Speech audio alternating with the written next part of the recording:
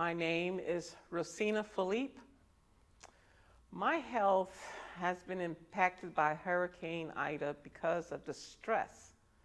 The storm itself is a norm, unfortunately, for coastal Louisiana. Storms are the norm.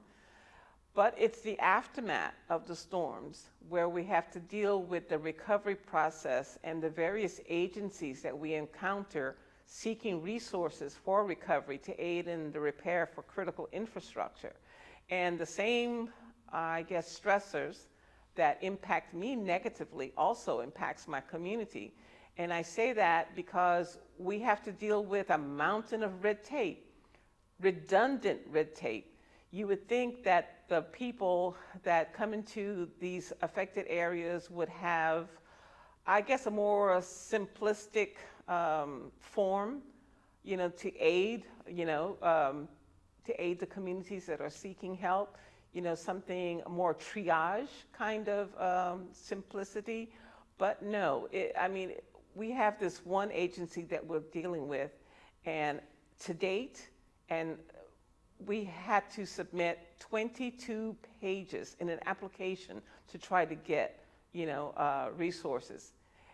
And I say the stressor comes in when they keep kicking the application back because, this didn't, you didn't answer this question correctly, you didn't answer. So the stressors continue to build.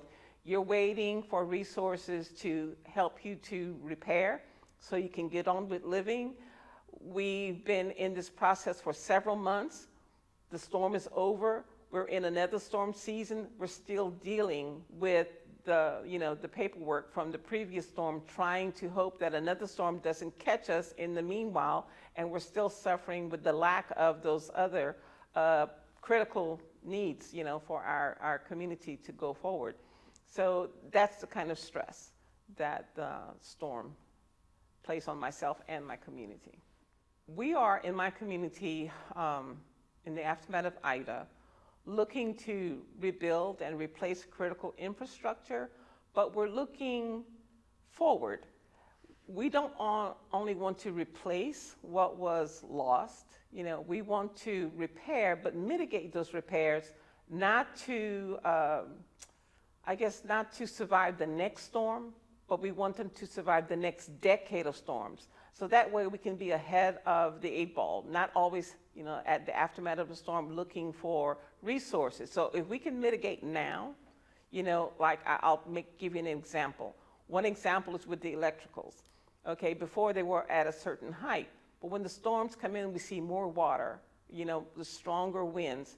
So now we raise it to the point, we raise the electrical boxes all the way up under the eaves of the rooftop.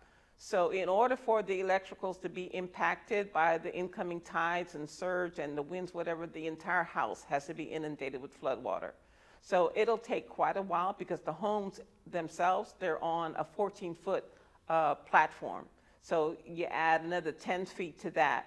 So it would have to take a 24-foot tide in order to inundate the electricals. So that way we didn't just repair and replace, but we innovated, the repairs to address the height of the next decade of storms. We're hoping that doesn't happen, but that's the kind of thinking that you have to do in order to ensure that the next storm won't impact the same, infrastructure. So that's what we're doing. Well, since Ida, what we've learned as far as coming together as a community to adapt, from the negatives facing Ida, is to come together in solidarity as a community.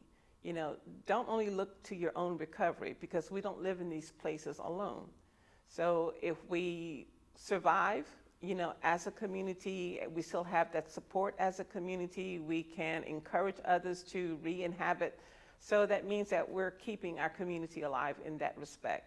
So we encourage each other, we help. Not everybody knows about electronics as far as the internet, whatever. So we who have that capability and that knowledge, we aid, especially the elders, to navigate the web so that we can get their information processed. Those who have skills as far as building or If you have the energy, if you're a young blood and you have energies, you can help to clear out some of the debris and move things along. So we have that built-in community support.